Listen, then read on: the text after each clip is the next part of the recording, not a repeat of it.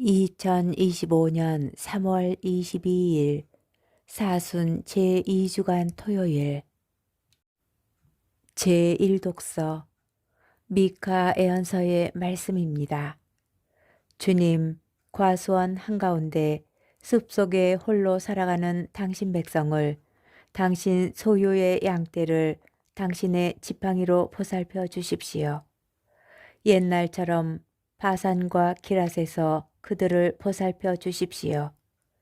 당신께서 이집트 땅에서 나오실 때처럼 저희에게 놀라운 일들을 보여주십시오. 당신의 소유인 남은 자들, 그들의 허물을 용서해 주시고 죄를 못 본 채 해주시는 당신 같으신 하느님이 어디 있겠습니까?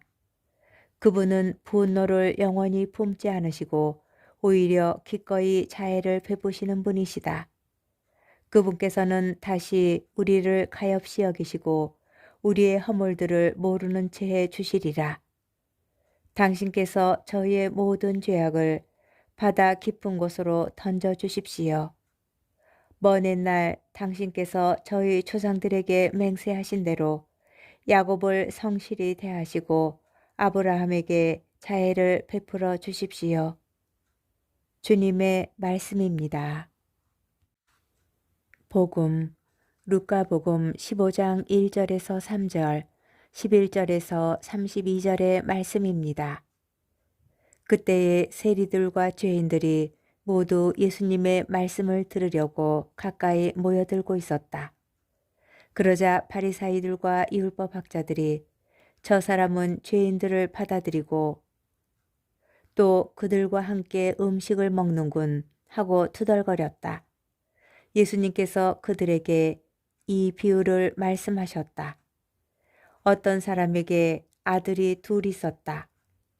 그런데 작은 아들이 아버지, 재산 가운데에서 저에게 돌아올 몫을 주십시오 하고 아버지에게 말하였다. 그래서 아버지는 아들들에게 가산을 나누어 주었다.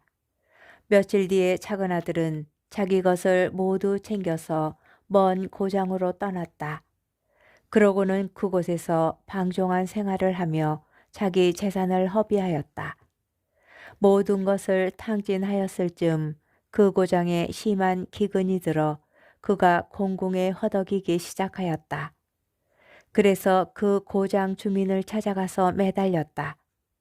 그 주민은 그를 자기 소유의 들로 보내어 돼지를 치게 하였다. 그는 돼지들이 먹는 열매 꼬투리로라도 배를 채우기를 간절히 바랐지만 아무도 주지 않았다. 그제야 제정신이 든 그는 이렇게 말하였다. 내 아버지의 그 많은 품팔이꾼들은 먹을 것이 남아도는데 나는 여기에서 굶어 죽는구나. 일어나 아버지께 가서 이렇게 말씀드려야지. 아버지, 제가 하늘과 아버지께 죄를 지었습니다. 저는 아버지의 아들이라고 불릴 자격이 없습니다.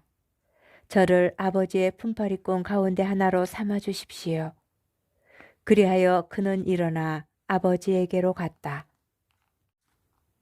그가 아직도 멀리 떨어져 있을 때에 아버지가 그를 보고 가엾은 마음이 들었다. 그리고 달려가 아들의 목을 껴안고 입을 맞추었다.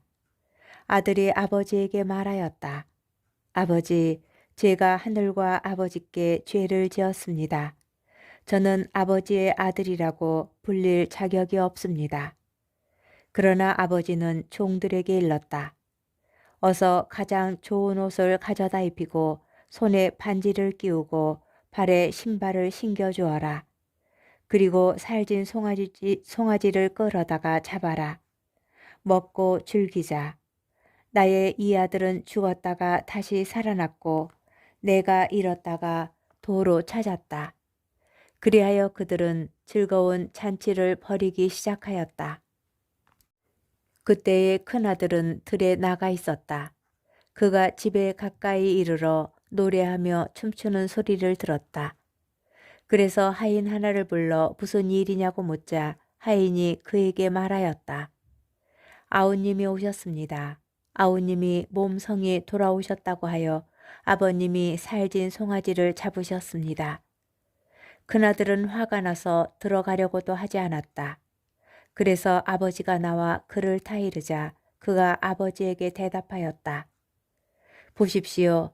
저는 여러 해 동안 종처럼 아버지를 섬기며 아버지의 명을 한 번도 어기지 않았습니다. 이러한 저에게 아버지는 친구들과 즐기라고 염소 한 마리 주신 적이 없습니다. 그런데 장녀들과 어울려 아버지의 가산을 들어먹은 저 아들이 오니까 살진 송아지를 잡아주시는군요. 그러자 아버지가 그에게 일렀다. 애야, 너는 늘 나와 함께 있고 내 것이 다 내 것이다. 너의 저 아우는 죽었다가 다시 살아났고 내가 잃었다가 되찾았다. 그러니 즐기고 기뻐해야 한다. 주님의 말씀입니다. 오늘의 묵상. 신앙생활을 중단한 이들과 대화하다 보면 가끔 이러한 말을 듣습니다. 신앙생활을 다시 시작하기가 두렵다.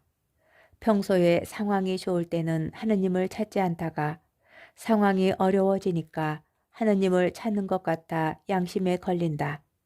또는 지금은 상황이 어려워서 하느님을 찾더라도 다시 상황이 좋아지면 하느님을 찾지 않을 것이 분명하다. 그러니 아예 신앙생활을 다시 시작하기를 포기한다는 말입니다. 그럴 때 오늘 복음에 나오는 두 아들과 아버지의 이야기를 들려줍니다. 작은 아들은 순수하게 아버지가 좋아서 돌아온 것이 아닙니다. 배고픔을 해결할 수 있는 가장 확실한 방법이었기에 돌아온 것입니다. 큰아들은 아버지와 함께 있었지만 아버지는 자신에게 일을 시키는 사람이고 자신은 아버지의 종일 뿐이라고 생각하고 있었습니다.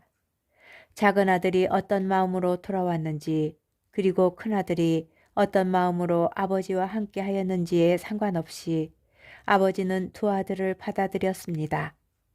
이것이 바로 하느님의 자비입니다.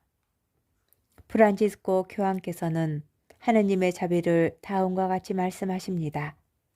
하느님의 자비와 용서는 정의를 넘어섭니다. 정의를 깎아내리거나 쓸데없는 것으로 여겨서가 아닙니다. 죄를 지은 사람은 벌을 받아야 합니다. 그러나 이는 회개의 시작이라는 점을 기억하십시오. 하느님께서는 정의를 거부하지 않으십니다. 오히려 큰 차원에서 정의를 뛰어넘으십니다. 우리는 정의에 묶여서 하느님의 자비를 외면하기도 합니다. 두 아들의 아버지는 참된 정의를 뛰어넘는 하느님의 자비를 보여주고 있습니다. 자비하신 하느님께서는 우리를 언제나 기다리십니다.